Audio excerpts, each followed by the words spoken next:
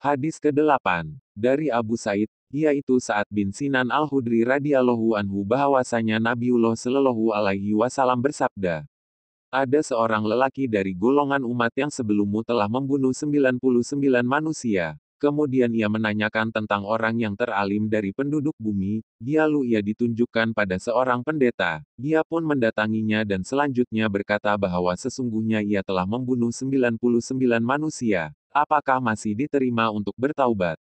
Pendeta itu menjawab, tidak dapat. Kemudian pendeta itu dibunuhnya sekali dan dengan demikian ia telah menyempurnakan jumlah 100 dengan ditambah seorang lagi itu.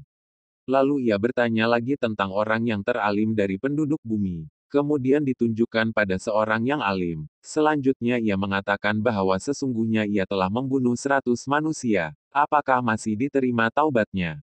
Orang alim itu menjawab, ya, masih dapat.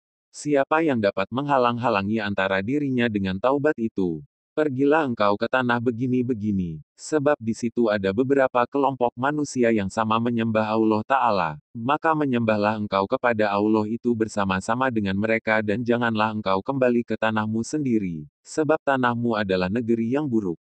Orang itu terus pergi sehingga di waktu ia telah sampai separuh perjalanan, tiba-tiba ia didatangi oleh kematian.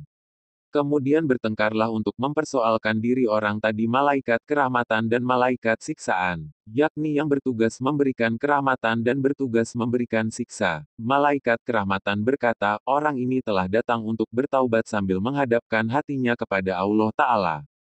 Malaikat siksaan berkata, bahwasanya orang ini sama sekali belum pernah melakukan kebaikan sedikit pun. Selanjutnya ada seorang malaikat yang mendatangi mereka dalam bentuk seorang manusia, lalu ia dijadikan sebagai pemisah antara malaikat-malaikat yang berselisih tadi, yakni dijadikan hakim pemutusnya, untuk menetapkan mana yang benar. Ia berkata, ukurlah olehmu semua antara dua tempat di bumi itu, kemana ia lebih dekat letaknya, maka orang ini adalah untuknya. Maksudnya jikalau lebih dekat ke arah bumi yang dituju untuk melaksanakan taubatnya, maka ia adalah milik malaikat kerahmatan dan jikalau lebih dekat dengan bumi asalnya maka ia adalah milik malaikat siksaan. Malaikat-malaikat itu mengukur, kemudian didapatinya bahwa orang tersebut adalah lebih dekat kepada bumi yang dikehendaki yakni yang dituju untuk melaksanakan taubatnya. Oleh sebab itu maka ia dijemputlah oleh malaikat kerahmatan. Muttafaq alaih. Dalam sebuah riwayat yang sahih disebutkan demikian, orang tersebut lebih dekat sejauh sejengkal saja pada pedesaan yang baik itu, yakni yang hendak didatangi, maka dijadikanlah ia termasuk golongan penduduknya. Dalam riwayat lain yang sahih pula disebutkan, Allah Ta'ala lalu mewahyukan kepada tanah yang ini, tempat asalnya, supaya engkau menjauh dan kepada tanah yang ini, tempat yang hendak dituju, supaya engkau mendekat. Maksudnya supaya tanah asalnya itu memanjang sehingga kalau diukur akan menjadi jauh, sedang tanah yang dituju itu menyusut sehingga kalau diukur menjadi dekat jaraknya. Kemudian firman-Nya, ukurlah antara keduanya.